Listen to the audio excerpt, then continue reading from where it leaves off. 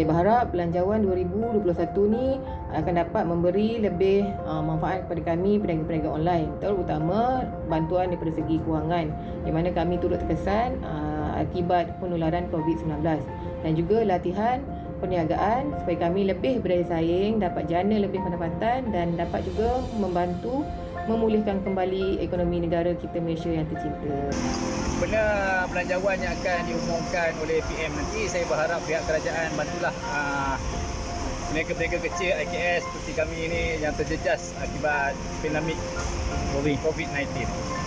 Amat mengharapkan agar kerajaan dapat membuat satu peruntukan khas iaitu untuk peniaga-peniaga kecil yang ingin memulakan perniagaan secara dalam talian dengan memberi suntikan modal pusingan secara one off, dan juga melonggarkan syarat dalam garian prihatin yang sedia ada untuk peniaga-peniaga yang mempunyai pekerja di bawah 5 orang.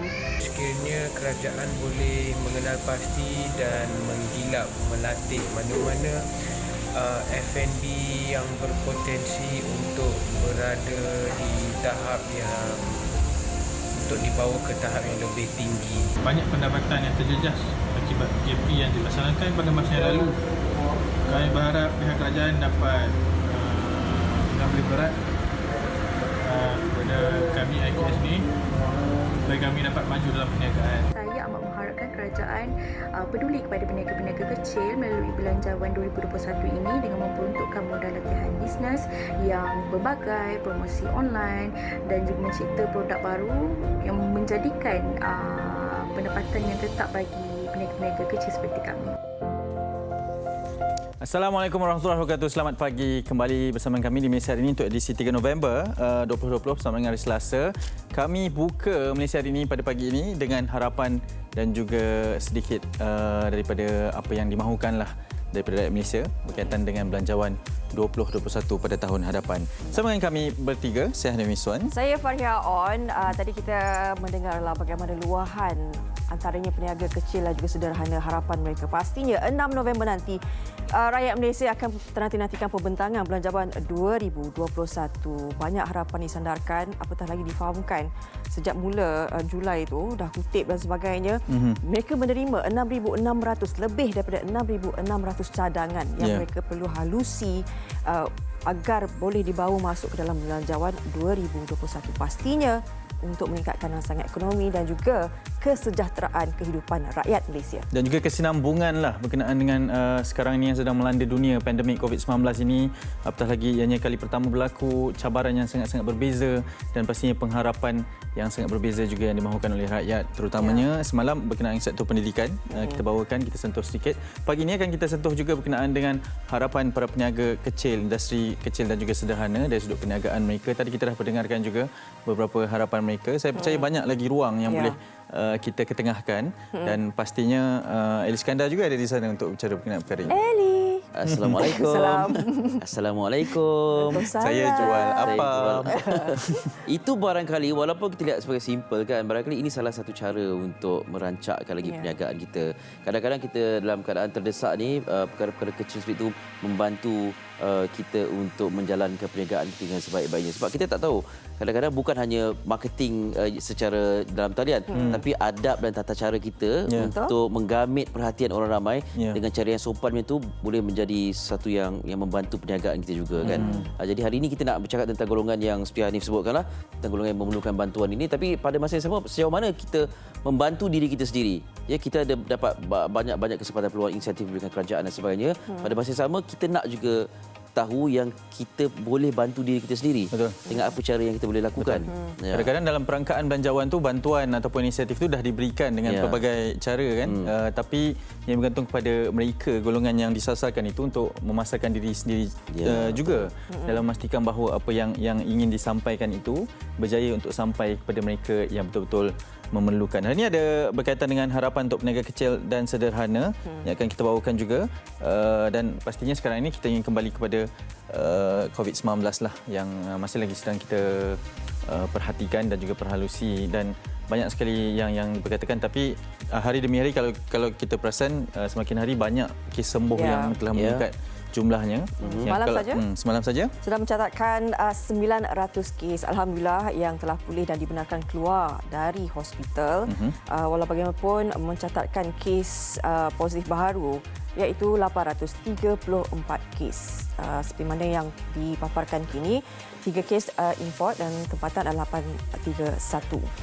2 kes kematian baru, jumlah kumulatifnya kini 251 jumlah kematian. Ini jumlah kes aktif pula 9,968 yang masih dirawat. Semalam turut dikongsikan bagaimana kenyataan Menteri Kanan kluster keselamatan. Mungkin SOP PKPB akan dilihat semula. Dan Perdana Menteri juga menyarankan mungkin perlunya SOP yang seumpama hampir dengan SOP PKP. Jadi ini juga bila kita dengar macam ni kita dah semakin gusar. Adakah kedai-kedai tidak boleh berpuasa seperti mana PKP? Jadi hari ini akan ditentukan oleh Mesyuarat Majlis Keselamatan Negara apakah keputusan sebenarnya, adakah kita akan melalui fasa yang bermula balik. Sebab Selangor sekarang ni semuanya dah kawasan merah. Kan? Itu berentetan daripada statistik yang meningkat. Kawasan hijau dah menjadi kawasan merah. Padahal PKPB ni di Selangor. Tapi masih lagi ada kes yang meningkat. Yalah, sebab pergerakan masih lagi berlaku. Kan, walaupun ada dikatakan ada roadblock, sekatan jalan raya dan sebagainya, masih lagi ada pergerakan. Jadi itu masih lagi membolehkan berlakunya penularan. Cuma bila dikatakan apabila mahu dilaksanakan sama seperti PKP, adakah pihak tertentu ataupun ada pihak yang dikecualikan? Sebab kita bercakap banyak ni, ada sidang parlimen, ada pembentangan bajet dan sebagainya. Difahamkan sukan pun tak boleh nak dilaksanakan seperti mana PKP sebelum dahulu, sebelum ini. Jadi bagaimana keadaan-keadaan lain? Adakah keadaan tertentu? Sebab kita bercakap tentang situasi seperti pilihan raya dan macam-macam lagi. Jadi kita nak kalau boleh dilihat diseragamkan betul-betul. Jangan hanya kelompok tertentu saja. Contoh sebagai sukan. Setakat ini dan harapnya tidak kita dengar sebarang kluster sukan wujud kan. Jadi itu yang kita nak faham lebih lanjut ni. Dan betul itu antara yang nampak ni Hanif senyum macam tak puas hati sebab tak dapat main sukan. Betul. Sebab sekarang kita tahu di kawasan Lembah Kelang ini PKPB banyak sekali aktiviti sosial dan sukan yang sudah pun tidak dibenarkan. Tapi ada sedikit pelonggaran lah diberikan dari sudut latihan. Mereka yang bermain sukan secara rekreasi ataupun yang tidak melibatkan sentuhan. Tapi apabila ada perkabaran mengatakan bahawa akan diperketatkan SOP seperti kemungkinan seperti PKP terlebih dahulu, terus menimbulkan kegusaran lah. Terutama rakan-rakan saya yang kebanyakan berada dalam industri sukan yang membabitkan padang-padang komersial sebegitu kan. Dan kalau sebelum ini pun dah diperkenalkan ataupun diberikan kelonggaran sedikit apabila ingin diperketatkan. Saya percaya kalau apa juga keputusan yang ingin diberikan ataupun dibuatkan, ianya perlu merangkumi semua aspek lah seperti yang Elif katakan. Jangan hanya kerana ingin memperketatkan SOP satu sektor sahaja yang dijadikan sasaran. Perlu semualah. Kalau nak ketatkan kepada semua. Kalau nak kembalikan, nak melandaikan curve tersebut, kita ketatkan kepada semua yang perlu. Jangan hanya kepada sesuatu sahaja. Kita harus faham apabila diperketatkan kembali seperti mana PKP, banyak tenaga perlu dikerahkan. Sekatan jalan raya perlu diperbanyakkan. Kemudian rondaan lagi. Rondaan dan kita tak nak bercakap tentang tangkapan dan compound dan sebagainya. Kita nak bercakap tentang sektor ekonomi yang akan terjadi. Orang tak boleh keluar, siapa yang nak membeli? Jadi banyak perkara harus diambil kira dalam bercakap tentang nak kembali kepada PKP sebelum ini. Sedangkan dalam keadaan sekarang ni pun diberi kelonggaran, kita sudah terasa kesan COVID-19 itu sendiri kan. Apatah lagi mungkin golongan yang berpendapatan tinggi tidak terasa sangat. Tapi bagaimana dengan golongan B40 dan juga M40 kan? Apatah lagi mereka ni bekerja sendiri, berniaga macam industri kecil dan sederhana sebelum ini. Itu yang sebenarnya yang lagi mereka terkesan. Jadi kita mengharapkanlah Belanjawan 2021 ini memberikan bantuan rancangan bersasar kepada golongan yang benar terhimpit. Itu yang kita, sebab kita nak rangsa ekonomi kenalah. Sebab kalau tak ada ketidaksamarataan untuk ni kan. Bayangkan saya jurang dia terlalu nampak. Betul. Bayangkan saya seorang penjual goreng pisang. Sebelum terpaksa ditutup gerai itu, jadi tak ada pendapatan. Jadi alhamdulillah saya dapat bantuan pada Wisma, dapat moratorium dan sebagainya. Sekarang ni dapat dibuka kembali, Tapi kemudian bantuan yang ada sampai saya dah nak jalankan penjagaan tapi tak ada orang nak datang beli. Betul. Jadi terkesan juga kan. Banyak perkara. Jadi kita harapkan budi bicara dan kebijaksanaan pihak pemimpin lah untuk mengendalikan situasi ini dengan sebaik-baiknya. Dan nanti kita betulkan belanjawan, kita ada peruntukan tapi tidak dapat belanjakan sebab tak ada pergerakan. Ini banyak faktor lah ya. Kita doakan yang terbaik. Okey, ke surat khabar kita. Okey, surat khabar ni ada juga kaitannya apa yang kita bicara ni, Eli dan juga Hanif. Semalam sidang parlimen katanya macam agak panas jugalah petikan lidah. Sebab katanya kan selalunya kan persidangan kan panjang tapi masanya disuntukkan sedikit, diterhadkan sebabkan COVID-19. Katanya ada staf Dewan Negara yang positif COVID-19. Jadi persidangan Dewan Rakyat semalam tidak panas jangkaan ramai. Mengambil kira pelbagai episod politik tetapi terganggu apabila terpaksa disingkatkan sebagai langkah berjaga-jaga terhadap jangkitan COVID-19. Jadi berlakulah sedikit pertikaian lidah antara dua wakil pembangkang dengan Yang di-Pertua Dewan Rakyat Tan Sri Azhar Azizan Harun yang mempersoalkan keputusan Dewan menerima usul memendekkan persidangan. Namun fokus mesyuarat masih terhadap pembentangan Belanjawan 2021 Jumaat ini yang bermatlamat memulihkan ekonomi dan membela kesejahteraan rakyat akibat terjejas wabak COVID-19. Di halaman kedua melaporkanlah bahawa adanya kaki tangan Dewan Negara yang disahkan positif jangkitan virus berkenaan. Jadi disebabkan itulah mereka memendekkan. Begitu juga sekarang kalau kita mesyuarat pun perlu disingkatkan masanya, jumlahnya sebab kita nak mengurangkan risiko itu. Jadi inilah yang berlaku semalam. Jadi bertikam lidah lah juga ada yang tak setuju kenapa dan sebagainya. Tapi saya pasti berjalan dengan lancar lah. Maknanya mereka hanya bersidang sehingga jam 1 tengah hari. Cuma itulah dia, kalau diputuskan untuk dipendekkan dan sebahagian daripada tempoh waktu tu digunakan untuk bertikam lidah, dah macam rugilah masa. Dah rugilah masa. Banyak perkara yang boleh selesaikan dalam tempoh kita bertikam lidah tu. Barangkali ini juga perlu dirujuk kembali. Maksudnya masa singkat, apa yang penting kita bahaskan ataupun kita bentangkan. Kalau sektoral yang boleh diselaraskan dengan norma baru, kenapa tidak sidang parlimen kan? Okey, baik, kita nak beralih ke harian Metro. Ini sedikit perinciannya di muka hadapan berkaitan dengan apa yang berlaku semalam, sidang parlimen norma baru, waktu persidangan setakat jam 1 tengah hari, SOP PKPD di Kuala Lumpur dan Selangor mungkin diperketat, 5 kluster baru dikenal pasti, tetapi yang menjadi pilihan penerbit adalah berita di bahagian atas ni berkaitan dengan berita yang menggemparkan juga semalam berkaitan remaja berusia 19 tahun dibunuh. Suspek serah diri ditemani ibu, keterangan mencurigakan dan kecederaan di badan serta kesan gigitan pada lengan membongkar suspek utama pembunuhan Siti Nursuria Ismail 19 tahun yang juga kenalan mangsa. Suspek ditahan ketika menyerah diri di Balai Polis Telemong, Hulu Terengganu pagi semalam. Siasatan awal, suspek datang ke rumah mangsa sebelum berlaku pertikaian lidah yang kemudian berakhir dengan pembunuhan kejam. Laporan secara eksklusif di halaman kedua dan ketiga di harian Metro pada hari ini, dan sedikit petikan yang boleh dibaca dari pada bapa kepada mangsa mengatakan bahawa sudah lama mereka tidak berkawan. Keluarga sukar maklum kematian Siti Nursuria kepada ibu. Ada petikan yang mengatakan bahawa betul ke dia yang bunuh? Begitu pertanyaan daripada Ismail Muda, 58 tahun, apabila mengetahui kenalan wanita anaknya, Allahyarham Siti Nursuria, 19, ditahan untuk siasatan kes bunuh. Dia tidak menyangka gadis berusia 19 tahun yang turut dikenalinya itu sanggup bertindak sedemikian, dan dia memang menjangka pelaku terbabit adalah wanita berdasarkan kesan tapak kaki tapi tidak mengetahui identiti individu terbabit. Dan juga dipaparkan berkaitan dengan gambar ibu kepada mangsa yang juga sedang terlantar sakit akibat menghidap kanser otak yang ketika ditemui di kampung Beladau Selat semalam. Dan apapun masih lagi dalam proses siasatan dan diharapkan agar kes ini dapat diselesaikan dengan sebaik-baiknya. Okey, itu sedikit perkongsian di harian Metro. Seterusnya Ali Iskandar, NST. Silakan. Okey, NST membawakan muka hadapannya gambar yang cukup menarik dan meninggalkan kesan kepada kita. Gambar rakan-rakan petugas Barisan Hadapan ini dari APM yang ada nama masing-masing diterakan pada pakaian atau PPE-nya.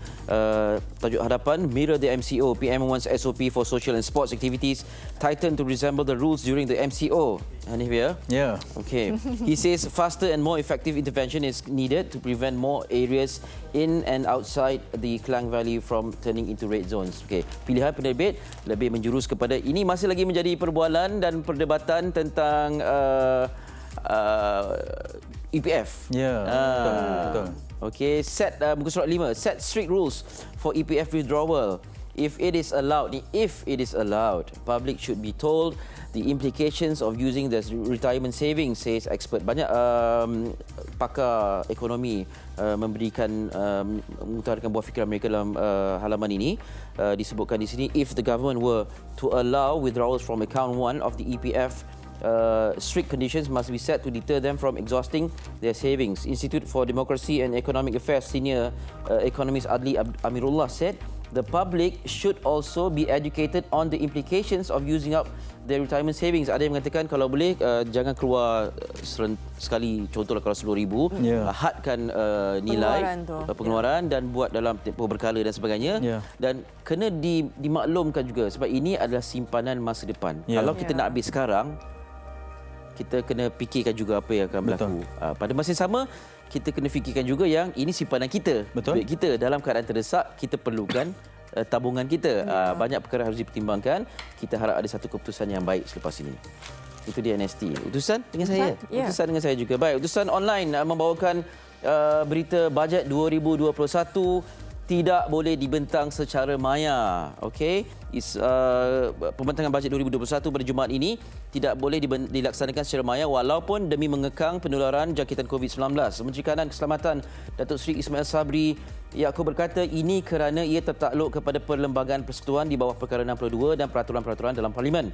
Beliau berkata di bawah peruntukan itu, undian pada sesuatu rang undang-undang yang dibentangkan perlu dibuat di dalam Dewan Rakyat. Disebutkan di sini, walaupun ada cadangan untuk melaksanakan pembentangan bajet 2021 secara maya, ia tidak boleh dilaksanakan kerana pengundian tidak boleh dilaksanakan di luar Dewan Rakyat.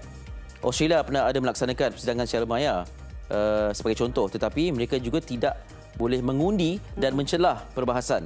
Jadi kita perlu lakukan pembentangan bajet di dalam Parlimen supaya ia boleh diluluskan. Ini yang diutarakan oleh Menteri Kanan Keselamatan. Ini antara perkara lah bila kata SOP ni menjadi bagaimana hal-hal perbahasan, pencelahan dan sebagainya. Okey. Itu cerita surat khabar kita ya? Itu saja. Baik. Dan kita sebenarnya kita kongsikan satu tulisan berkenaan dengan belanjawan 2021. Ini meliputi perniagaan kecil dan sederhana lah. Jadi kita saksikan laporan yang telah disediakan ini.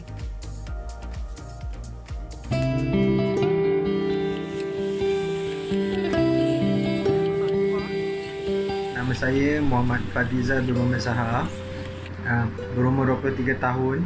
Anak sulung daripada 7 orang adik-beradik. Saya menjalankan perniagaan F&B iaitu kebab dan burger. Bisnes ni merupakan sesuatu yang amat penting bagi saya sebab saya anak sulung, so tanggungjawab untuk ringankan beban keluarga tu ada pada saya. Dengan wujudnya pandemik COVID-19 ni, perniagaan tu boleh nampak perbezaan dia daripada segi jualan. Sangat-sangat ketara. Lagi-lagi bila PM kita umumkan PKP waktu bulan 3 hari tu, lagilah jatuh, sangat-sangat teruk. Gerai tak boleh nak buka, saya tak boleh nak jalankan bisnes seperti biasa. Saya sebagai peniaga risau bila COVID-19 ni melanda. Saya risau dengan jualan saya risau macam mana saya nak bajar gaji-gaji pekerja saya, macam mana saya nak rolling modal saya. So sebagai seorang peniaga kecil ni, saya ambil inisiatif untuk atasi masalah ni dengan cara saya onlinekan bisnes saya. Saya iklankan produk-produk saya ke dalam sosial media. Saya buat jualan secara dalam talian. Saya juga buat servis perhantaran kepada setiap customer. So dari segi jualan tu, apabila saya ambil inisiatif macam ni, dia nampak perubahan tu, nampak kenaikan daripada jualan tu, walaupun tak banyak tapi alhamdulillah saya syukur. Harapan saya sebagai peniaga kecil ni dalam belanjawan 2021 ni, mungkin pihak kerajaan boleh lebihkan lagi bantuan kewangan kepada kami peniaga-peniaga kecil ni. Kerajaan juga boleh bantu kami peniaga-peniaga kecil ni untuk onlinekan bisnes kami. Zaman sekarang ni sosial media tu merupakan sesuatu yang penting dah. Semua orang ada. Kalau kami ni peniaga-peniaga kecil tak ambil peluang daripada sosial media tu, kami ketinggalan. So kerajaan boleh bantu kami untuk ajar kami macam mana kami nak onlinekan bisnes kami, buatkan kelas-kelas untuk kami belajar marketing, belajar sale. Bagi saya semua bisnes tu boleh berjaya dan berkembang kalau ada ilmu yang betul, modal yang betul, teknik yang betul untuk dia berniaga. So saya harap sangat-sangat kerajaan boleh bantu kami dalam Belanjawan 2021 ni. Okey, seperti biasa luahan rakyat Malaysia dalam kalangan peniaga kecil dan sederhana ini yang sangat-sangat terkesan dan dalam keadaan tidak menentu apa lagi bantuan yang boleh disalurkan. Pada masa yang sama, kita seperti kita katakan di awal tadi, bagaimana nak membantu diri sendiri juga untuk memastikan kelestarian perniagaan kita. Saya bersama dengan Encik Amir Hamzah Karim, Setiausaha Agong Dewan Perniagaan Melayu Malaysia di PMM. Assalamualaikum Encik Amir Hamzah. Waalaikumsalam warahmatullahi wabarakatuh. Khabar baik, alhamdulillah. Ya. Di PMM ini antara nama yang disebut jugalah apabila bercakap tentang golongan IKS, golongan peniaga kecil ni kan. Betul. Jadi setakat ini bagaimana dilihat pandemik COVID ini memberi kesan kepada golongan peniaga kecil ini? Penularan COVID-19 ni, dia memang bila kerajaan melaksanakan PKB, Perintah Kawalan ni, dia memang betul-betul menyekat sama sekali peluang-peluang perniagaan untuk berkembang. Ini dapat kita lihat pada bulan 3 tempoh hari sehinggalah bulan 5. Kemudian apabila dalam proses pemulihan ni, para peniaga lihat itu adalah satu proses yang baguslah. Kita dah ada satu peluang like. Tapi bila berlaku pada kali kedua, peringkat kali kedua ni, ini begitu menakutkanlah. Sebab begitu bukan lagi peringkat risau, dia dah takut dah. Sebab pengalaman dalam PKB pada bulan 3 dan bulan 4, bulan 5 itu memberikan satu pengalaman yang begitu buruk kepada peniaga. Sebab kesan langsung pada mereka terjejas pendapatan dan pendapatan untuk pemahaman semua orang. Peniaga ni bukan hanya memikirkan pasal diri mereka. Mereka lebih memikirkan pasal pekerja dia. Baik, okey. Jadi kesan bila kita buat PKP ni, dia tidak boleh berniaga, hasil berniaga tu dia tak boleh bagi pada pekerja dia dan pekerja dia tak boleh bagi keluarga dia. Jadi kesan dia tu besar. Dan jumlah mereka yang terlibat dalam perniagaan di Malaysia ni secara keseluruhannya di IKS, kalau ikut data rasmi SME Corp, itu lebih kurang 960,000. Ya, hampir sejuta. Ya. Kalau mengikut SSM pula, lebih kurang dalam 1.4 juta. Okey. Jadi kesan daripada pekerjaan, kita ambil 5 orang satu keluarga yang ditanggung oleh peniaga secara purata 5 orang. Itu dah melibatkan lebih daripada 5-6 juta. Ya. Jadi dan kesan itu amat terasa sekali apabila kalau you tengok sekarang ni, baru-baru ni kita dapat Malindo berhentikan 2,100. Itu Malindo. Syarikat yang besar. Kalau yang kecil-kecil lagi yang terpaksa tersekat, inilah yang kita perlu timbangkan apabila kita melaksanakan PKP ini. Baik. Dan kita lihat juga engagement yang kita buat bersama Dewan bersama dengan kerajaan, khususnya MITI 2 hari yang lepas. Kita lihat bahawa perlu ada keserasian lah dari segi pengumuman PKP dan juga pertimbangan dengan faktor ekonomi. Okey. Dewan Perniagaan Melayu Malaysia di PMM ni asalnya dah lama, dah dari 1957 dan sebelum tu lagi 1938 lagi ya. Ya, kemudian ini adalah golongan ataupun kelompok yang membantu terus mengaktifkan perniagaan dan ini fasa yang cukup unik kerana ini pandemik yang tak ada orang boleh elak dan cari jalan pintas sampainya. Setakat ini dengan kerjasama dengan kerajaan dan pihak tertentu, sejauh mana di PMM dapat berupaya untuk membantu golongan yang terkesan ini? Okay, antara inisiatif yang kita lakukan semasa COVID-19 yang baru masa bulan 2 bulan 3 tersebut, kita dah buat kaji selidik. Dan kita berdasarkan kaji selidik itu kita dah buat satu cadangan kepada kerajaan dan alhamdulillah Perdana Menteri kita menerima cadangan kita dan ini terlihat dalam akta COVID. Yang mana pertama pasal kebankrapan, kan? Itu thresholdnya dulu daripada 30,000 jadi 50,000, sekarang dah jadi 100,000. Dan tempoh untuk ambil tindakan tu lebih daripada 1 tahun baru boleh. Dan kedua, kita juga melihat kerajaan menambah bantuan dari segi dalam penjana dan prihatin untuk golongan PKS mikro. Cuma Eli, satu yang perlu kita faham, dalam IKS ni kita ada satu kelompok yang kita mungkin terlupa, terlepas pandang, iaitu kumpulan atom. Kami istilahkan kumpulan atom. Peniaga atom. Okey. Peniaga atom ni dia adalah lebih kecil daripada mikro. So mereka ni kebanyakannya menyara hidup. Dan pandangan mereka bukan nak membesarkan perniagaan, sekadar berniaga untuk menyara hidup. Dan akibat penularan COVID-19 ni juga, ramai yang terlibat dalam atom ni. Sebab dia dah kena berhenti kerja, apa langsung dia nak buat, jadi mereka berniaga. Ini yang semata-mata untuk meletakkan makanan di atas meja sahaja. Betul. Ya. Jadi dan kesan pada mereka ni juga, pertama mereka ni dulu dah bekerja. Khususnya mereka yang berusia 40 tahun ke atas, mereka dah bekerja dah habis 20 tahun. Kemudian tiba-tiba diberhentikan kerja dan tak tahu apa nak buat. Jadi masa kita buat perbincangan langsung dengan Bank Negara dan juga AKPK, kami nyatakan bahawa untuk kita melihat perkara ini, khususnya dalam bidang moratorium lah. Moratorium, masa itu kita bincang apa yang patut kita lakukan selepas moratorium ni. Kita melihat bahawa moratorium ni patut dilanjutkan. Dan kita berterima kasih kepada kerajaan kerana moratorium itu dilanjutkan tapi bersasar. Ya, memang kita kata ada golongan yang sepatutnya tak dapat moratorium ni. Sebab masa COVID ni dia punya perniagaan memang mencanak-canak naik. Tapi yang mereka yang mencanak naik hanya lebih kurang 10 hingga 20% saja. Tapi yang lagi 80% ni bagaimana? Kalau macam kita tadi Eli ada sebut pasal peniaga sukan.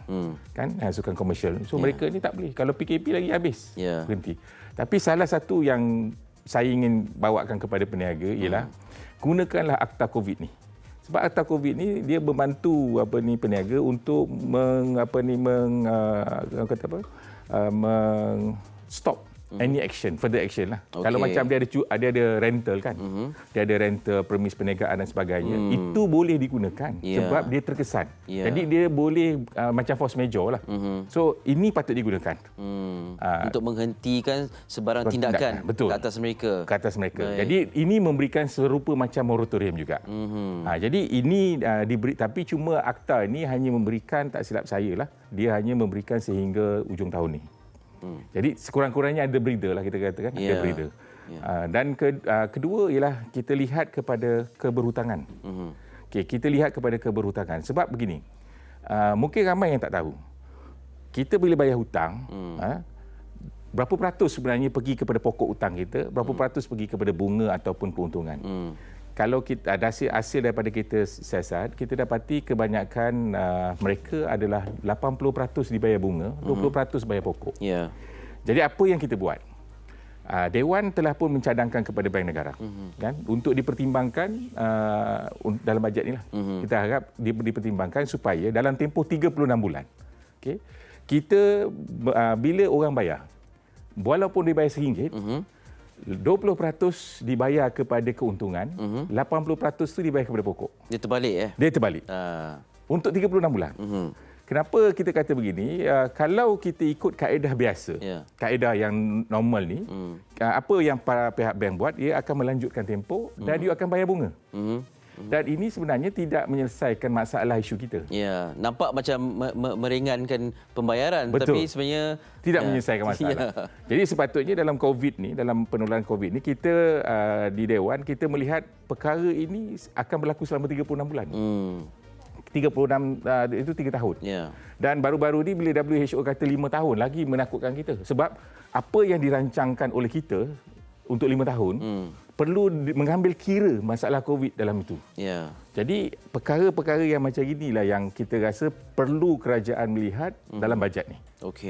Jadi saya rasa yang saya nak ceritakan lebih sikit pasal R&R lah, program keberhutangan tu yang baru saja dilancarkan bulan Oktober lalu. Ini satu yang sebenarnya sebab dalam kita bercerita tentang mahukan insentif, mahukan bantuan, pengurusan kita sebagai peniaga ni untuk memastikan adanya cash flow dan sebagainya, dan hutang-hutang perlu dilunaskan, itu kadang-kadang kita tak pandai di situ. Jadi akhirnya merugikan kita juga. Jadi DPMM sebagai pemudah cara mewujudkan program untuk R&R ni Dalam program R&R kita buat bersama dengan Bank Negara ni, kita mencadangkan kita lakukan sebanyak 72 daerah. Dulu kita biasa program R&R yang dibuat oleh Bank Negara sebelum ni lebih kepada ibu negeri. Dan Dewan kita ada 15 cawangan di seluruh negara, dan kita telah menggerakkan mereka untuk membuat banci. Berapa ramai orang yang terlibat dan apakah bentuk keberhutangan yang berlaku. So ramai ingat kita semua ada di bank saja. Tapi ada orang yang hutang dengan MARA, DFI lah, dipanggil Development Financial Institution, dan ada yang terlibat dengan Along, ada yang pinjam saudara mara. So dulu dia pinjam, dia nak berniaga, pinjam dari saudara mara dia. So sekarang saudara mara dia pun menghadapi masalah COVID. Dia pun nak tuntut hutang dia. Jadi macam mana nak selesaikan masalah ni? Jadi sebagai Dewan melihat keseluruhan ini dan kita buatkan satu program yang kita kata program pemudah cara keberhutangan peniaga dan juga usahawan. Dan yang istimewanya juga, kita bukan hanya bagi kepada peniaga, tapi terbuka kepada orang awam juga program ini. Dan program ini kita akan laksanakan sebaik sahaja. Sebenarnya kita patut dah laksana, tapi disebabkan PKP, kita terbantut 2 kali. Sebab PKP punya isu ni.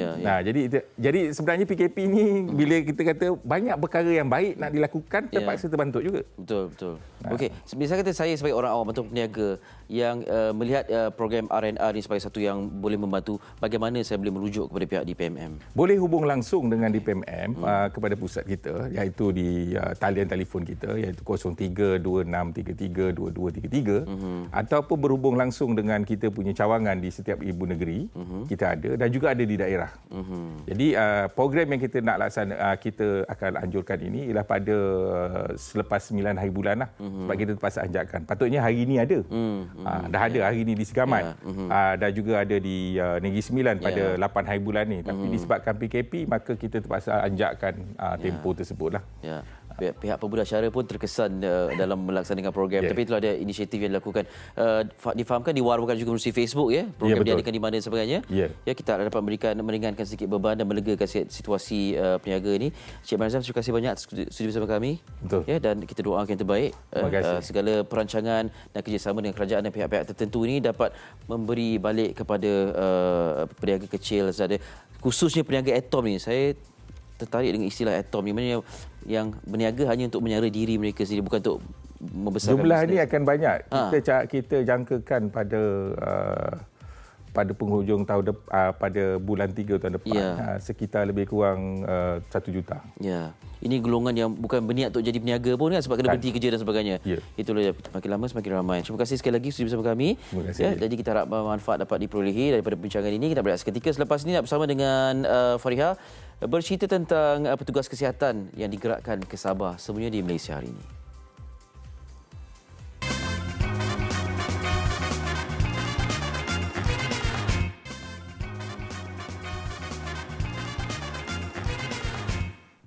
Baik, kembali semula dalam Malaysia hari ini. Terima kasih kerana masih setia bersama dengan kami. Baik, kita nak meneruskan perbincangan kita pada hari ini. Kita sedang maklum bahawa bagaimana kita berdepan dengan COVID-19. Kementerian Kesihatan Malaysia bekerjasama dengan beberapa lagi agensi untuk memberi sokongan, sebuah sokongan rangkaian sistem penjagaan kesihatan yang terbaik untuk rakyat Malaysia dalam kita berdepan dengan COVID-19 ini. Kita nak bercakap berkenaan dengan petugas kesihatan yang digerakkan ke negeri Sabah. Dan pada 20 Oktober yang lalu, Hospital Medan ATM telah pun beroperasi. Jadi kita nak mengetahui sedikit sebanyak mengenai perkembangan Hospital Medan ATM di Tawau Sabah. Kini nak bersama dengan Colonel Dr. Syamsul Bahari Muhammad, merupakan Komander Hospital Medan ATM di Tawau Sabah. Hello, Assalamualaikum. Waalaikumsalam. Selamat pagi. Saya Colonel Dr. Syamsul. Baik. Selamat pagi, Tuan. Baik, mungkin boleh kongsikan bersama dengan kami tentang pengoperasian Hospital Medan ATM di Tawau Sabah setakat ini. Alhamdulillah, kami telah beroperasi sejak 20 hari bulan. Hari ini merupakan hari ke-14 Hospital Medan ATM Tawau dibuka. Di mana kita telah berjaya merawat 251 pesakit dengan kadar kemasukan pesakit harian di antara 30 hingga 40% ataupun 30 hingga 40 pesakit sehari. Untuk masa sekarang, kita kira kita telah berjaya dari segi fasa establishment, yang mana kita akan menuju ke fasa seterusnya untuk step up care. Yang mana kita menjangkakan hospital kita akan menerima pesakit lebih kurang 50 hingga 70 pesakit sehari mulai minggu hadapan. Dan pesakit-pesakit yang kita rawat akan lebih, orang kata, pesakit-pesakit yang memerlukan rawatan yang lebih kompleks. Baik. Jadi memang kita bersedia ke arah itu dari segi peralatan dan juga kita punya protokol-protokol yang mematuhi SOP yang telah digariskan. Tuan, dalam pengoperasian Hospital Medan ATM ini di sana, kan bagaimana pula dengan penglibatan sokongan daripada agensi yang lain dalam pengoperasian ini? Saya sangat bangga. Ini merupakan hasil kerjasama seluruh agensi persekutuan dan juga daripada Kerajaan Negeri Sabah. Yang mana dalam masa 7 hari, kita dapat membina hospital makeshift yang sebanyak 100 katil. Dengan bagi saya sangat sempurna pada kali ini kerana hospital ini mementingkan safety dan comfort.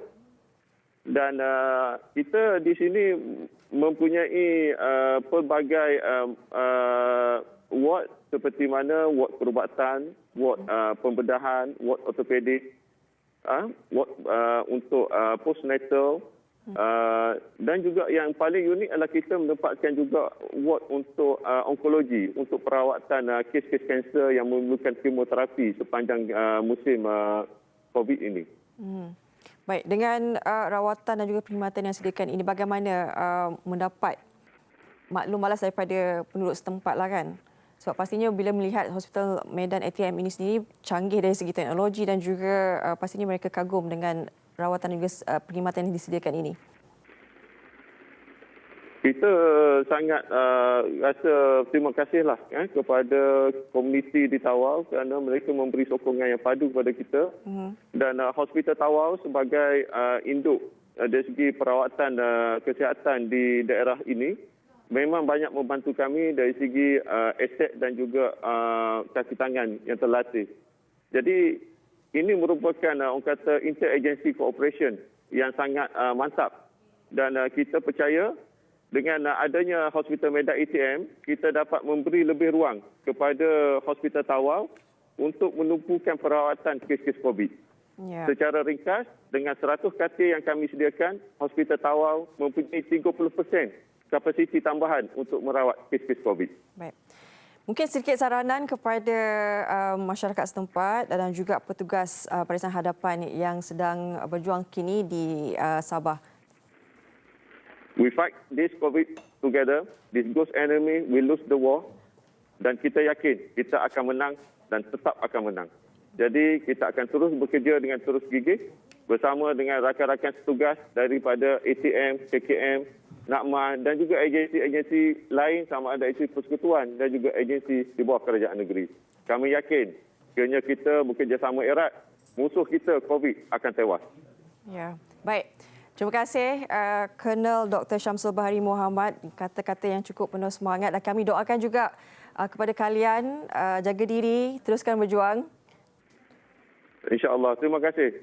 Baik, itu dia Colonel Dr. Syamsul Bahari Mohamad, Komandan Hospital Medan ATM Tawau Sabah. Ini yang dikatakan bagaimana negara kita, Malaysia, memikirkan bagaimana untuk memberi satu sokongan yang sangat besar menjaga kesihatan rakyat.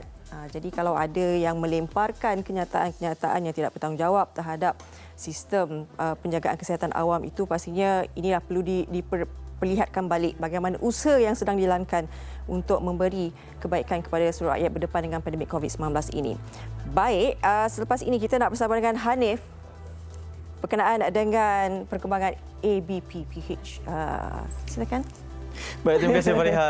Saya nak beritahu kepada anda ini berkaitan dengan Anugerah Bintang Popular Berita Harian yang ke-33 dan kabarnya ABPBH 33 akan tampil dengan lebih menarik pada kali ini dengan lebih kreatif dengan penerapan norma baru. Nak tahu dengan lebih lanjut, jangan lupa untuk saksikan Melodi pada hari Ahad ini jam 12.30 tengah hari nanti. Ini berkaitan dengan ABPBH 33. Jangan lupa untuk mengundi. Kita nak berhenti seketika kerana selepas ini ada perkongsian berkaitan dengan pembudayaan norma baru di Malaysia hari ini.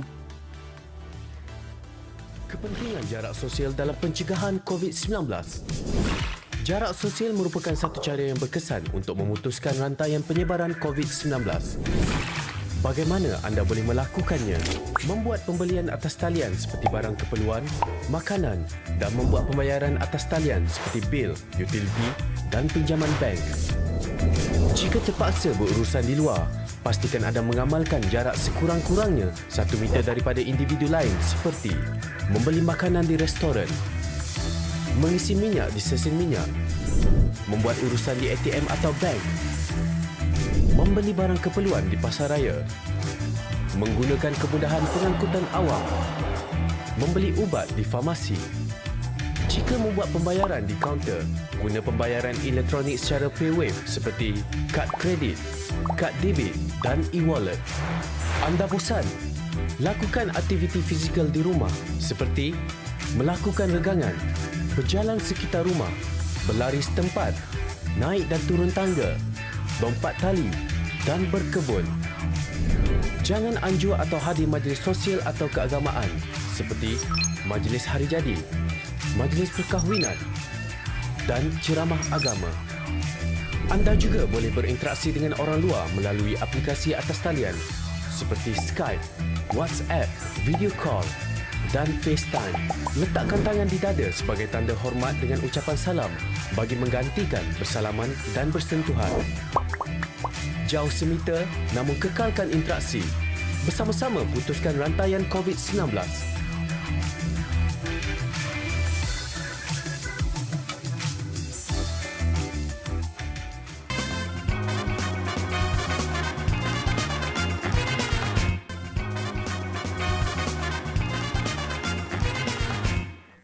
Baik, kembali bersama kami di Malaysia hari ini. Kepada anda yang baru saja bersama dengan kita secara langsung di TV3, boleh juga dengarkan ataupun tonton kami di Facebook Live MSI TV3 untuk perkongsian dan juga segala komen yang boleh anda berikan bersama dengan kami. Baik, kita nak teruskan dengan kempen pembudayaan norma baharu. Ini berkaitan dengan mentaliti masyarakat kita, apa yang kita pupuk kepada masyarakat orang ramai berkaitan dengan norma baharu yang perlu kita jalani, kerana kita perlu nak atau tidak, kita perlu terima bahawa kita perlu hidup bersama dengan COVID-19 ini untuk satu tempoh jangka masa yang kita masih lagi belum ketahui. Untuk itu, bersama dengan kita di studio adalah Encik Muhammad Azhan Mat Amir, Timbalan Ketua Pengarah Pasca Bencana Agensi Pengurusan Bencana Negara, ataupun lebih mudah dikenali sebagai NAKMA lah ya. Assalamualaikum, selamat pagi. Terima kasih kerana sudi bersama dengan kami, Tuan. Mungkin secara permulaannya, mukadimahnya berkaitan dengan kempen pembudayaan norma baharu ini untuk diperjelaskan kepada penonton. Silakan. Okay, terima kasih pertamanya kepada pihak TV3 kerana sudi menjemput saya pada NAKMA untuk berkongsi sedikit pengalaman tentang kempen pembudayaan norma baharu ini. Sebenarnya kempen ini telah pun mula dilancarkan pada 8 Ogos yang lalu oleh Yang Amat Berhormat Perdana Menteri Malaysia. Dan actually tujuan utama kempen ini diadakan adalah untuk nak mewujudkan mind conditioning di kalangan rakyat Malaysia tentang norma baru yang harus diamalkan pada setiap masa dan ketika. Seperti yang Tuan kata, kita tak tahu sampai bila COVID ni akan selesai. So kita kena terapkan di minda rakyat kita bahawa norma baru harus diamalkan untuk mengelak ataupun mengekang daripada penularan COVID-19. Dalam masa yang sama juga kita nak, selain pada nak mengingatkan, kita nak membudayakan. Budayakan maknanya dari segi apa norma-norma baru, SOP yang harus diamalkan mesti dibudayakan pada peringkat yang asasnya seperti pemakaian pelitup muka, pembersihan tangan menggunakan hand sanitizer, ataupun penjarakan, yang tu asas tu mesti kena dibudayakan.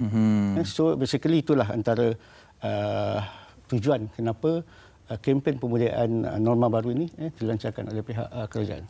Secara asas ini adalah kempen yang memang kita perdengarkan setiap hari kepada orang ramai. Ya, betul. Bagaimana mekanisme sebenarnya dalam memastikan bahawa apabila kita bercakap kepada orang, ianya terus melekat di minda dan juga terus diamalkan sebagai satu budaya ni, Tuan? Ya, kita ni sekarang menguruskan manusia. Dan manusia ni kita memang sentiasa peringatkan mereka. Kena ingatkan mereka. Kalau dalam sembahyang pun kita satu hari 5 kali. Kena ingatkan.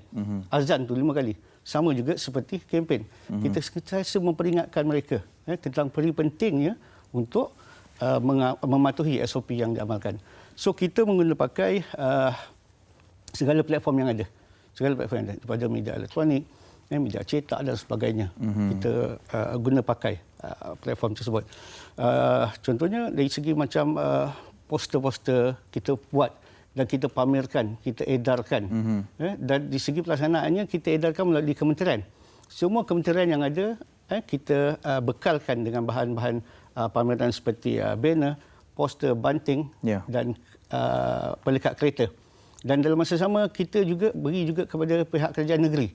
Maknanya di peringkat kementerian dan kerajaan negeri ini mereka akan melaksanakan kempen ni di sama ada peringkat kementerian dan juga peringkat negeri. So itulah kita sentiasa mengingatkan mereka melalui mekanisme yang kita ada. Ya, dan ini apatah lagi sekarang ini cabaran kepada semua lah ya. Ya, betul. Melihat kepada kumpulan sasaran yang disasarkan melalui kempen pembudayaan ini? Ya, sebenarnya kita ada 10 target group. Okey. Kita 10 target group kita. Bermula daripada penjawat awam. Kita ada juga grup-grup pendidikan seperti sekolah, IPT, taska dan sebagainya. Kita ada juga targeted group kita di segi komuniti agama. Komuniti agama. Kita juga ada targeted group daripada kalangan pihak industri, perkilangan, pertanian, agrokomoditi dan sebagainya. Dan juga seterusnya di segi keluarga. Keluarga, warga emas, OKU dan sebagainya. Pelancongan kebudayaan juga adalah satu daripada kumpulan sasaran kita yang menguruskan taman tema, hotel, homestay dan sebagainya. Peniaga-peniaga juga adalah kumpulan sasaran kita. Belia merangkumi atlet, penggiat sukan, seni dan sebagainya. Dan kemudian di segi pengangkutan, semua yang berkaitan dengan angkutan awam, e-hailing dan sebagainya. Dan yang agak besar adalah komuniti.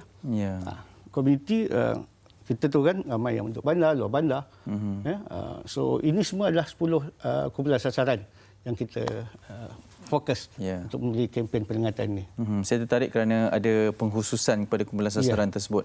Bagaimana melihat kepada kesan kepada kempen yang dianjurkan ini kepada masyarakat setakat ini? Adakah ianya dah mula masuk ke dalam minda setiap masyarakat kita?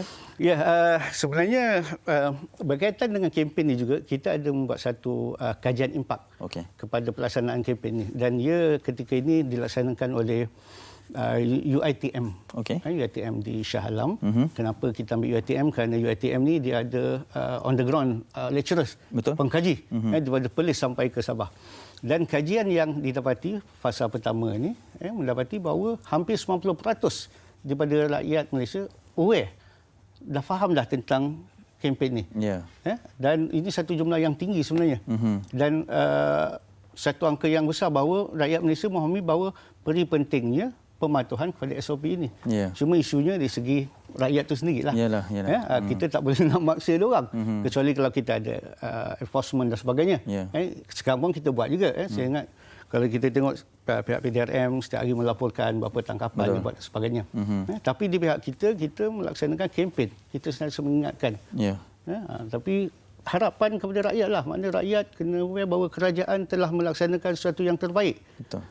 Atas kapasiti yang ada ketika ini untuk mengingatkan rakyat tentang mesti patuh SOP. Pasal KKM, Kementerian Kesihatan Malaysia, saya kata sila patuhi SOP untuk mengekang penularan wabak ni. So kalau kita faham tapi kita tak nak amalkan, satu perkara yang sedih lah. So sebab tu kita sangat-sangat mengharapkan bahawa rakyat semua silalah patuh SOP ni. Kerana Tuan tadi membuka dengan mengatakan bahawa ini adalah untuk menguruskan manusia. Kan, pengurusan manusia ini adalah satu yang sangat kompleks dan subjektif. Antara aktiviti-aktiviti yang telah dijalankan dalam memastikan bahawa ialah 90% itu satu angka yang besar. Tapi nak memastikan lagi 10% tu Tuan untuk turut mengikuti pembudayaan norma baharu ini. Okey, ketika ini aktiviti memang kita dah jalankan oleh pihak kementerian. Contohnya macam Kementerian Perpaduan Negara. Dia ada program targeted group dia antaranya adalah budak-budak sekolah tadika. Taska dan sebagainya. Dia ada program macam program dia panggil apa Take 5 kalau tak silap saya. Setiap pagi break 5 minit dia ajar bagaimana menjaga kebersihan dan sebagainya. Itu sasaran Kementerian Perpaduan. Itu Perpaduan. Macam Jakim contohnya. Dia targeted group dia di masjid, surau dan sebagainya. So dah hadir lah benda itu. Kementerian Perpaduan juga untuk yang bukan Islam punya kepercayaan. Di tokong-tokong, kuil dan sebagainya. Semua dah ada dah di situ. Even di Kementerian Kerja Raya kalau kita tengok di sepanjang highway kita, dah ada dah sebenarnya. Di setiap hentian, setiap RNR dah ada poster-poster kita. Even apa nak kata, di sepanjang billboard yang besar-besar pun dah ada dah. So benda tu dah ada. Cuma ialah kalau nak tackle lagi 10% ni, saya rasa kita maknanya peranan ini dikongsi oleh semua komuniti. I mean semua warga. Bukan setakat kerajaan saja. Maknanya kalau ada pemimpin-pemimpin di peringkat kampung dan sebagainya, komuniti dan sebagainya, mereka kena sama-sama berkempen untuk bantu pihak kerajaan untuk membantu mereka yang lagi lebih kurang 10% ni untuk sama-sama mematuhi tentang SOP ini. Apatah lagi hari-hari saban hari pun setiap masa kita saksikan di kaca televisyen, media sosial juga berkaitan dengan kempen kesedaran pembudayaan norma baharu ini. Mungkin Tuan juga boleh bercerita mengenai harapan dan juga apa sebenarnya tanggungjawab kita dalam melaksanakan kawalan kendiri. Sebab kadang-kadang sekarang ni contohnya kalau kita nak keluar, kalau kita dah macam berjalan 500 meter contohnya, kita tinggal pelitup muka, kita patah balik nak ambil. Tapi ada setengah orang yang tidak sebegitu. Bagaimana sebenarnya harapan Tuan untuk memastikan bahawa 100% sehingga kempen berjalan? Harapan kerajaan kita pada peringkat awal permulaan kempen ini memang mengharapkan bahawa semua warga kita, bukan warga kita sebenarnya, bukan warga negara pun yang duduk di tanah air kita ini sentiasa mematuhi SOP ini. Itu memang harapan kita. So maknanya macam saya kata tadi, kerajaan telah melakukan yang terbaik. Sekarang ni peranan itu harus dikongsi bersama dengan masyarakat sendiri. Masyarakat juga kena bersama-sama sentiasa memperingati diri sendiri. Kalau kita jaga diri kita, insya-Allah kita akan jaga family kita. Kalau kita jaga family kita, insya-Allah kita akan jaga masyarakat kita dan seterusnya begitulah. Jadi harapan kita agar masyarakat, rakyat saya personally, saya harap sangat rakyat kita patuhilah SOP. Kerana dengan mengawal kita, insya-Allah kita akan jaga family kita. Family kita lah orang yang kita sayang. Takkan sanggup kita nak tengok anak-anak kita sakit dan sebagainya. Kan? So kita kawal diri kita kawal family kita kawal masyarakat kita, insya-Allah kita akan dapat berjaya. Okey, baik Tuan, mungkin boleh memberi kesempatan ini juga kalau ingin dapatkan maklumat berkaitan dengan kempen pembudayaan norma baru ini, boleh ke mana? Untuk kempen pembudayaan norma baru ini, sekolah boleh pergi kepada portal NATMA, www.natma.gov.my. Dalam masa sama, saya percaya di setiap portal kementerian ada juga tentang kempen pembudayaan ini. Dan terutamanya di Kementerian Komunikasi lah, multimedia, Jabatan Penerangan.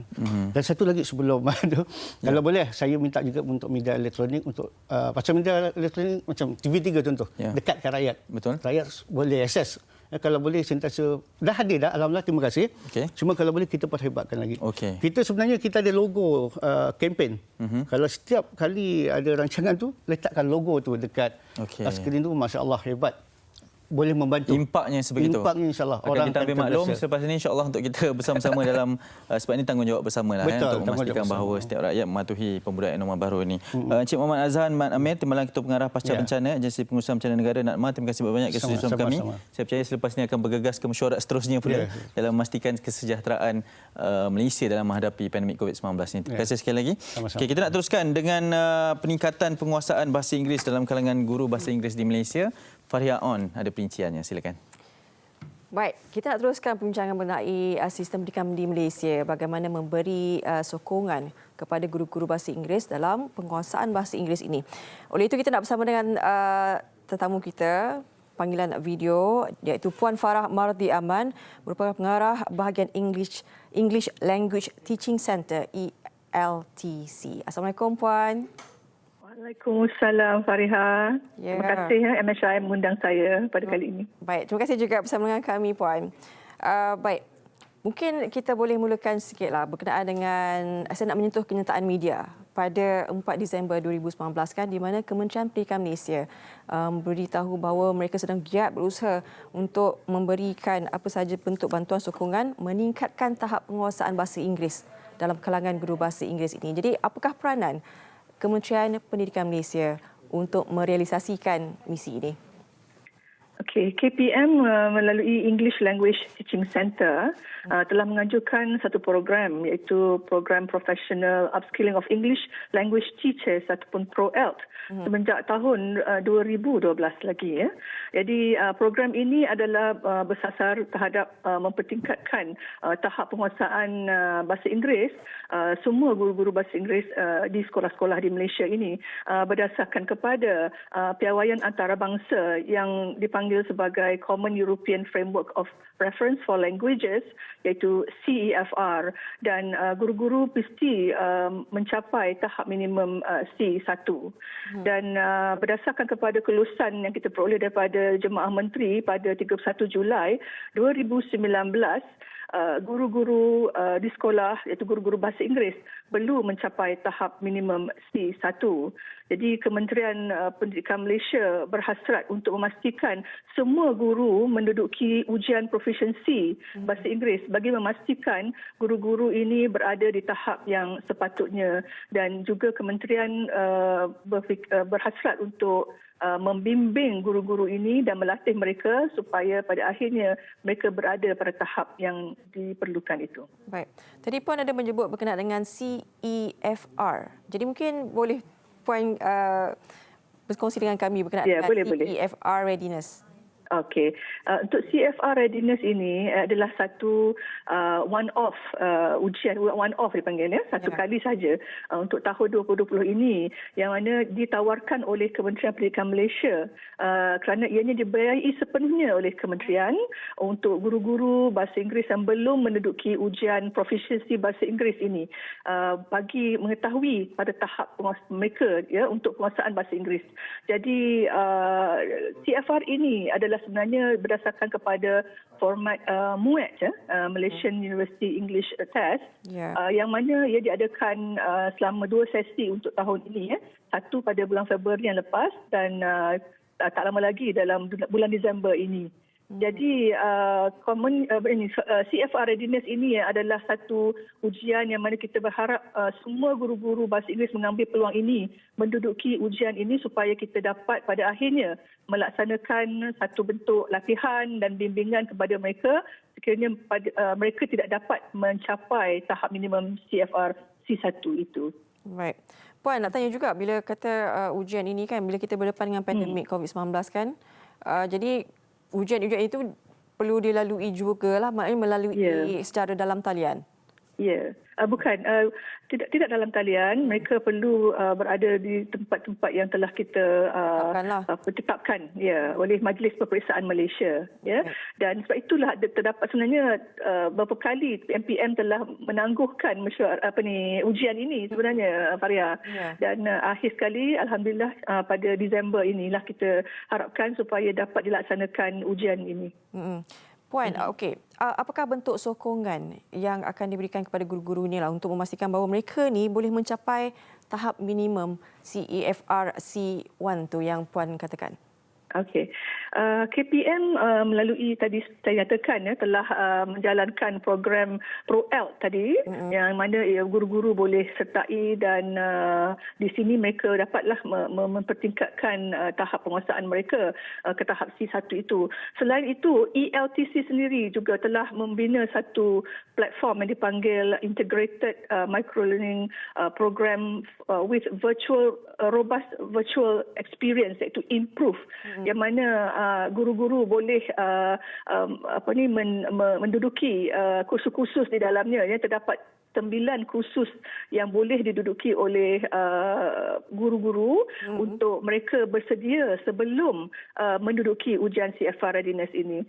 Dan kita berharap sangat jika guru-guru dapat menggunakan peluang inilah untuk menggunakan kurs improve ini secara dalam talian ya.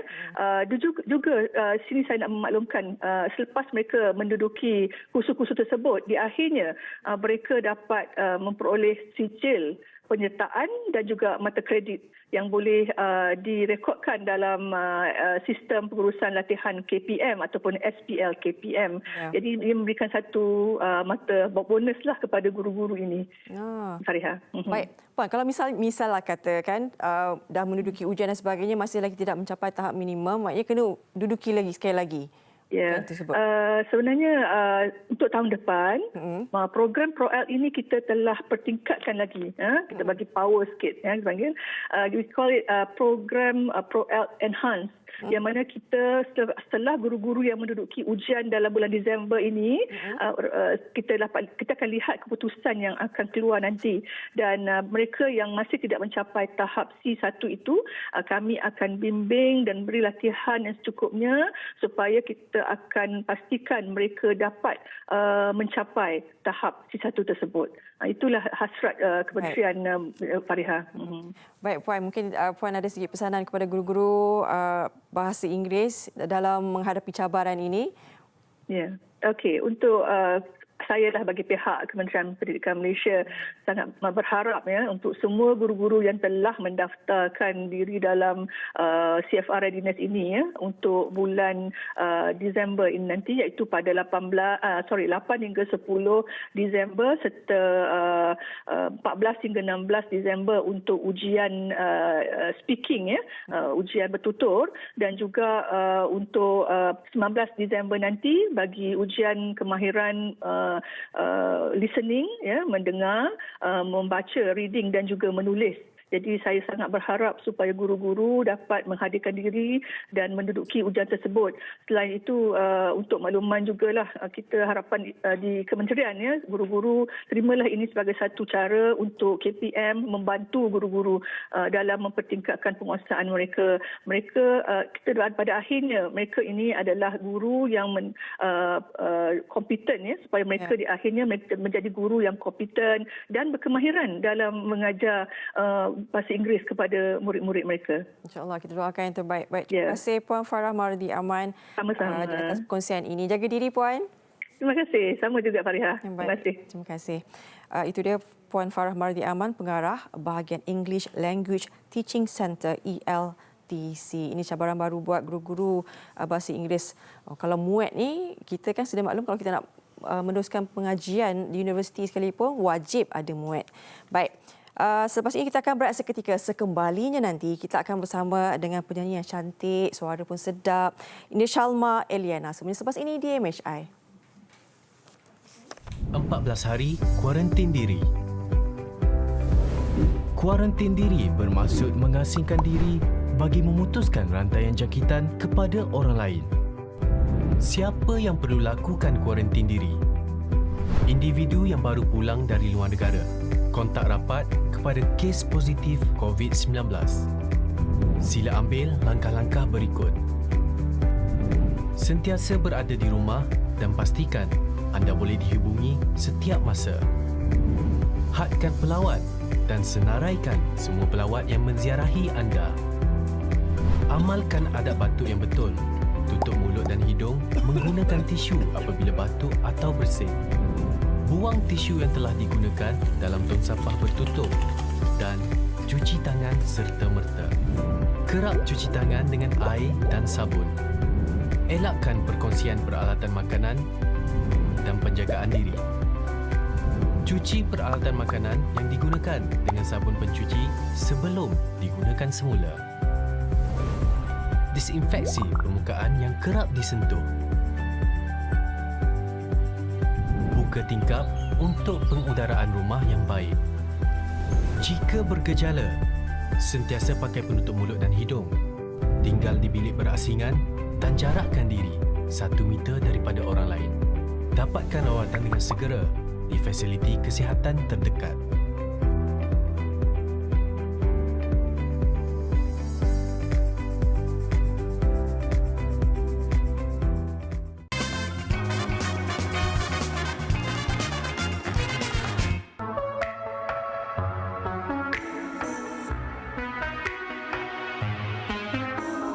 Teridu bau wangi yang perempuan selain aku. Siapa itu? Terlihat kamu coba untuk sembunyikan sesuatu dari aku. Kau bicara tentang dia, tak pernah aku benci. If I go now, let me go now. I don't wanna stay anymore. Sayang, kau tahu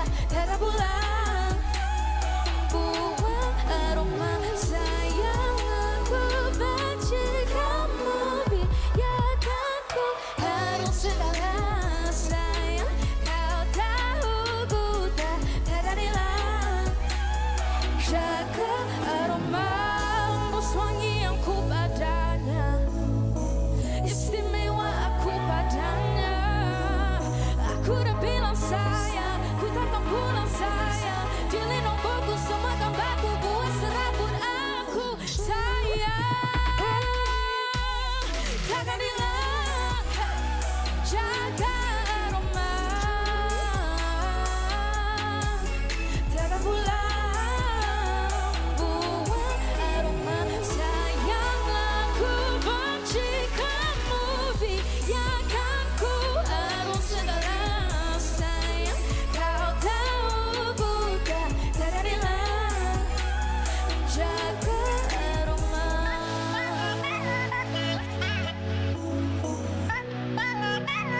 Jaga aroma. Yeah. Thank you, Mas. Selamat Eliana. Syalma Comel, saya suka. Eliana. Saya sini ya. Saya suka lah tengok dia macam suara sedap. Okey. Lepas tu package cantik. Ya. Kan dia macam terbuat-buat tu lagu pun sedap. Asyik, thank you. Silakan Pak Cik Eli. Kita berjumpa lagi. Kita berjumpa lagi. Kisah panjang dari orang ni. Oh, lama dah berjumpa. Taklah jumpa. Macam Bita je. Kan? Tahun lepas je. Sikit. November juga. November juga? November juga. Setahun lah ni. Jadi sekarang dah jadi pelakon sepenuh masa ke atau macam mana? Tak adalah. Kita cuba berjumpa benda-benda baru. Berlakon, buat berlakon, menyanyi sekali. Okey, ini single yang ketiga. Single yang ketiga, yes. Okey, Aroma. Kalau dengar Aroma selalu kita bau-bauan kan. Okay. Ini macam mana? Bercerita sikit. Okey, Aroma ni memanglah kita nak, saya sebenarnya nak share lagu ni is harga diri you, jaga aroma you. Kan dalam lagu tu ada macam jaga aroma. So nak macam cakap ke orang kena jaga tingkah laku, jaga cara perbualan lah basically. Tapi yang paling pentingnya jaga harga diri you sebagai seorang perempuan. Macam tu. Bukan lagu cemburu lah. Sebab bau perfume orang lain ke? tak ada. Cuma kalau tengok kat music video dia, dia ada cerita dia panjang juga sebenarnya. Dia macam saya seorang perempuan yang orang kata lemah lembut, senang digunakan apa semua kan dulu. So ada satu stage dalam hidup saya rasa macam saya tak boleh lah bagi orang pijak kepala saya dah. So saya tahu harga diri saya, so saya keluar daripada benda tu. Saya jadi orang yang lebih orang kata matang lah. Untuk lelaki. Lagu ini kenapa? Bukan ini bukan untuk lelaki, untuk wanita. Wanita tetapi jaga aroma dia kata. Yang mana betul ni? Nampak. Ada cam dia. Okey, dia dalam cerita ni memang pasal kecurangan lah. Sebab saya rasa macam saya pernah go through benda ni juga dulu. Itulah apalah macam mana lelaki zaman sekarang cerita. Tak ada, dulu macam saya pernah orang kata orang ada pijak kepala saya sebab saya terlalu orang kata semua benda okey. So at one point saya rasa macam saya tak boleh lah bagi orang buat saya macam ni kan. So saya terus macam orang kata macam tahu harga diri saya, so saya step up my game lah macam tu. Melihat pada perjalanan seni Syalma, nak panggil apa Yana Yana lah. Yana. Okey, Yana. Yana kan. Ini single ketiga. Lepas tu sekarang dengan berlakon. Lepas tu yang mana sebenarnya cabang yang ingin diceburi sebenarnya? Memang saya menyanyi sebab saya dah start menyanyi daripada dulu kan. So saya singing is my passion lah akhirnya macam tu. So I will continue on singing sampai mana sebab saya nak share music kan. So apa yang saya boleh share ke orang luar sana, apa yang Malaysia boleh terima, itu yang saya share. Tapi berlakon ni is like rezeki lah. Kalau orang kata kalau ada rezeki tu saya cuba je lah sebab berlakon pun boleh tolong saya dalam menyanyi juga. Nak apa? Pasal nak express penghayatan, nak express emotion saya kan. So saya buat je lah dua-dua macam tu. Sebab ada seorang dalam drama tu juga yang berlakon tu. Tak, masalah tak benda tu. Koinsiden. Tiba-tiba kau kan dapat job ni. Lepas tu tiba-tiba sama-sama dapat job. Tahu-tahu dia buat ada sekali. Macam bukan dia yang ajak ada. Tak ada. Saya bila dengar lagu Yana kan, dia macam boleh kata Ismail Izani versi perempuan. Dia macam sama kan? Apa komen anda? Sebab kita orang punya taste in music tak lari jauh lah. Tak lari jauh. That's why kita orang macam boleh orang kata ada chemistry tiba. Ada chemistry lah sebab lagu kita orang macam R&B, pop R&B. So dari situ kita orang share lah macam okey tak. So dia pun suka. So mungkin lagu macam ni pun mungkin dia pun boleh release juga sebenarnya sebab dua-dua suka kan. And kita orang memang dari dulu kalau buat lagu pun same vibe lah. Itu yang boleh geng tu kan? Boleh geng, boleh ngam-ngam lah. Ni kalau video muzik ni ada hero lain ni tak ada berlaku sebarang persisahan faham ke apa ke? Tak ada, ni kawan saya. Kawan Mail juga. Kawan-kawan juga. Kawan Mail juga. Kawan Mail okey. Kawan kita orang lah basically. So macam saya ajak dia join sekali lah music video ni untuk be part of this lah. So yang ini sebenarnya saya dah keluar daripada kena trap sebenarnya. Oh tu yang bebas lah ni kayaknya. Sebab dekat hutan mana ni? Kat mana ni? Ini dekat bukit ni, dekat kawasan Shah Alam juga. Kita orang masuk, naik 4-wheel semua sebenarnya. Okey. Kita naik, yang masa saya tu, dia segai lah. So dekat sebelum tu kan saya trap ni tempat putih tu kan. So ni masa ni saya macam sedar yang macam kenapa saya kat dalam bilik ni. Saya lelaki ni hari-hari datang kat saya akan bagi saya something tau. So dari situ saya rasa macam happy lah kan. Macam ada orang bagi gift. Tapi saya sedar sebenarnya dia trap saya. Supaya awak kekal berada dalam jerat dia tu lah. Saya tak sedar. Dia bila dia dengar cerita, adakah ini konsep dari Yana sendiri? Sebab Yana sangat tahu jalan cerita. Kita orang bincang lah sama-sama. Tapi ini orang awak pun orang susah faham sikit lah sebab dia macam futuristic, metaforik. So pokok ni is actually macam a living thing. So that's the only living thing yang Syama tengok lah hari-hari dalam hidup. Dari situ pun saya fikir macam sebenarnya I'm not supposed to be here. Saya patutnya di luar sana. Menikmati kehidupan luar. Yes. Ini Bob tenang. Ini macam satu konsep dia lah dengan metaforanya. Bukan terlalu matang ke konsep untuk orang yang berusia 20 tahun seperti awak? Tak ada sebab bagi saya ini apa yang saya nak share lah. So kalau benda itu dapat sampai kepada orang, itu pun saya dah bersyukur lah. Sebab bagi saya sebagai 20 tahun, apa yang ada dekat sini, apa yang otak saya, apa yang saya boleh share, saya share. Kalau ke umur macam ni kan, baru nak lihat kehidupan, baru nak enjoy, baru nak seronok kan, baru nak kenal-kenal dan nakal-nakal sebagainya. Tapi ni tu macam pasal curang lah, pasal perangkap dan sebagainya. Macam saya curang deep sebenarnya, tapi curang tu dia tak adalah the main focus. The main focus memang salah satu lah daripada tapi benda ni sebenarnya ramai tak faham sebenarnya. Itulah saya dah faham. Kalau dah faham ya? Bagus. Fariha dah faham? Saya sangat faham. Dia tengok intro dah faham dah. Masuk in karakter terus. Okey, dah bercakap mengenai nyanyian, lakonan. Bagaimana sisi lain Yana yang mungkin ramai tak tahu Yana ni sebenarnya tengah buat apa ke perancangan ke masa hadapan ke ada pada lain ke? Ada few jobs lah yang saya buat macam in terms of saya under Xiaomi sekarang. Saya buat dengan Yoni Boy, hari tu ada rekod lagu dengan diorang and coming soon saya ada projek dengan Naim Daniel juga. Itu yang coming soon lah. Projek nyanyian lah, lagu nyanyian lah. juga. Okey. Drama ada lagi? Drama ada juga coming soon. InsyaAllah bulan Disember ni. Ada Mak Yan juga? Mak Yan tak ada. Mak Yan barangkali ada watak kosong tu Mak Yan boleh selit sikit. Mak Yan selit je. Menyanyi, berlakon, apa lagi yang mungkin Yana rasa macam nak terokat bidang yang lain. Mungkin sebab tengok muka dia terlalu sharp. Kalau modeling tu macam wow. Selain mengacara lah, mengacara. Tinggalkan Itu dah tanya dah soalan dia rasanya. Saya modeling tak arti sangatlah nak post-post tapi bisnes lah. Sebab saya ada family business kan. So kakak saya pun dalam bisnes. So dia pun tengah ajar saya pasal bisnes. And kita orang baru release perfume sebenarnya. Ada our company Charles. Kita orang release perfume untuk macam kira macam sambungan untuk aroma lah. Sesuai lah. Baru nak tanya. Ini marketing strategi ni. Kayaknya di sebalik aroma. Bijak ni. Terperangkap. Terperangkap kita terperangkap. Keluarkan kami. Bila spray tu terus ini harga diri aku. Kena buat iklan minyak wangi tu guna lagu ni lah kan. Paling semua kena pakai lah. Alamak. Kami okey je. Nak perangkap kami okey je. Lain macam. Rela diperangkap. Ya, terima kasih banyak. Kita nak dengar satu lagi lagu. Ini single sebelum ni lah. All the best. Thank you so much. Semoga maju jaya sebab jauh lagi perjalanan anda baru berusia 20 tahun. Ada main Mobile Legend juga kan? Saya tengok poster. Itulah dengan Naim Daniel tu. Baik, kita berikan laluan kepada Syama Yana. Esok jangan lupa kita kos sehari hidup dalam belanjawan. Show ekonomi kita macam mana ni kan. Okey, jumpa lagi. Selalu. Silakan.